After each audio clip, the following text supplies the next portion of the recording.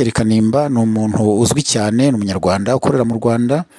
Ivuriro abantu bazi cyane kuko ni umuganga. Ivuriro hariya hafi ya Peyaje, hafi ya Sainte Famille cyangwa aho bita muri Saint Paul, hari ivuriro rizwi cyane. Nyamara nubwo ari ivuriro ribamo abaganga benshi batandukanye, ariko rizwi nko kwa Kanimba. Ujya kwivuriza wese arakubwira ati ngiye kwivuriza kwa Kanimba.